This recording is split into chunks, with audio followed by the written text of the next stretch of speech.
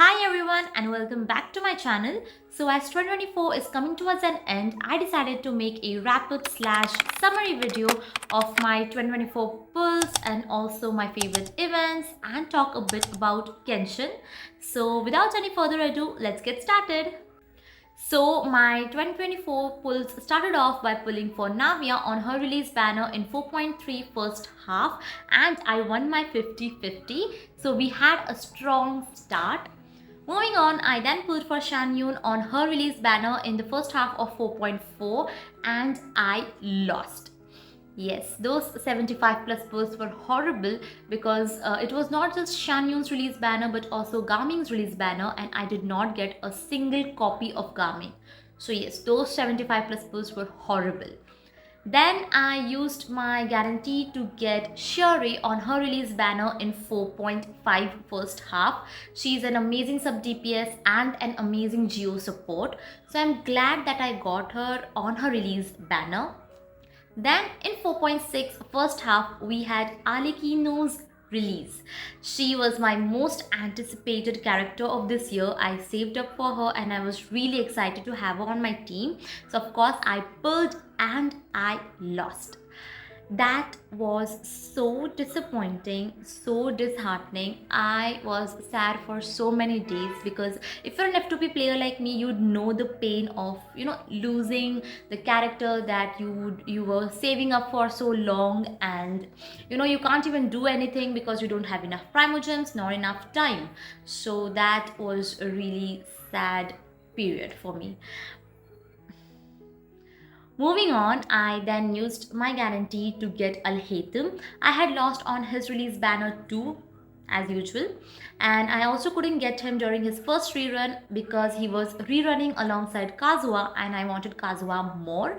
So because I had lost on Kazuha's first rerun banner, so yeah, the entire losing 50-50 saga of mine continues.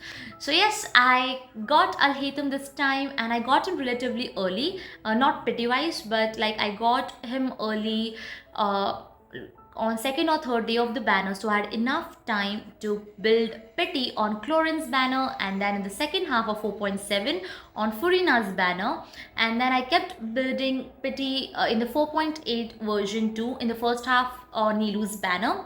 I was very close on pulling Nilu because she kind of reminds me of my favorite character in the Wings Club cartoon named Bloom. So she reminds me a lot of Bloom, so I was very close to pulling for Nilu, but then I controlled myself in the hopes that I would be getting someone better.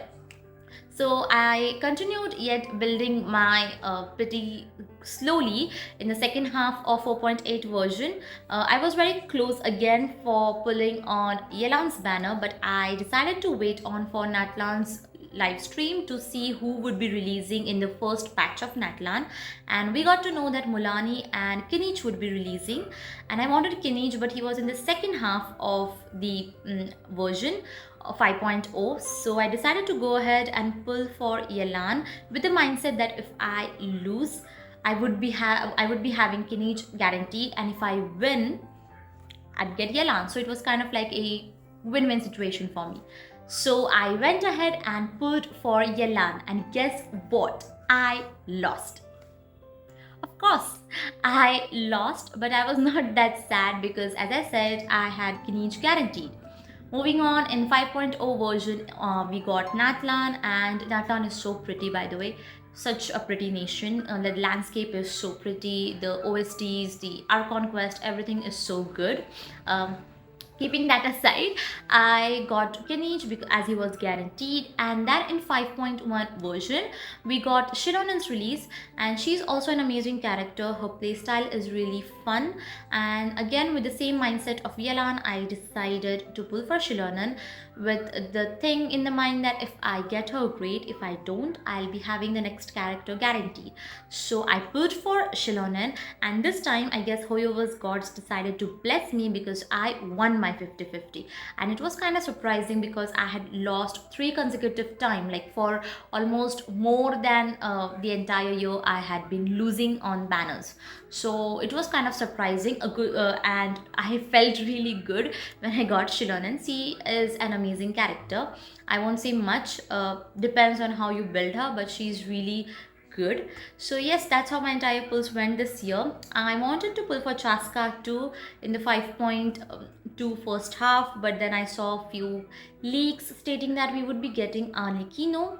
So I did not wanted to risk anything, so I skipped Chaska. But yes, that's how my entire pulls went of 2024. Talking about my plans on the polls for 2025, as I said, I want Alekino and I've saved up enough for her, so I would be getting her no matter what this time. By the end of January, I would be having Alekino. She would be home this time. And then I want Shanyun and Chaska. I'm an Animo collector. I have all the characters of Animo Element, and these two are the only ones missing. So yes, I would do my best to get these two next year. Other than that, as we don't have any confirmed characters, we did get a kind of 6 month roadmap in the recent live stream, but we do not know exactly which characters are gonna be releasing. So yes, that's all about the wishes and the characters. So moving on, let's talk about my favorite events of this year. So throughout the year, we had so many great events, right? From the domain events, the underwater events, clicking pictures, lost riches, be it web events, and also the story quest kind of events. Out of all these events, my top 5 would be: on number 5, we have Roses and Muskets. I think it was at the beginning of this year where Ayaka, Ayato, Yoimiya visit Fontaine, and along with Sherues, Shuri, and Furina, we shoot a movie. And then there is another whole different story going on behind, and we had good mini games, lots of primogems, the cutscene, the entire plot, everything was well put together. So yes, I enjoyed this event a lot. Moving on 4th position, we have Alchemical Accession tied with Ventress. Both these events were fun. We all know Ventress is the hide and seek event, and it's so much fun playing with your friends as well as random co-op players. There were few enhancements this year, but those just made this event better. Yeah, so I had fun with that event. And on the other hand, we had Alchemical Accession, where we had to use our brain a bit to create potions that would increase our revenue. I think we need such games, such brainy games once in a while, because those are really fun. Moving on the 3rd place, we have Arataki Ito's Music 1 event. The exact name is Iridescent Arataki Rockin' for Life Tour. We went back to Inazuma on Watasumi Island, and oh my god, that island is so pretty, and the OST is just chef's kiss. So that event was also fun. We got to see and hear Paimon and Arataki Ito singing.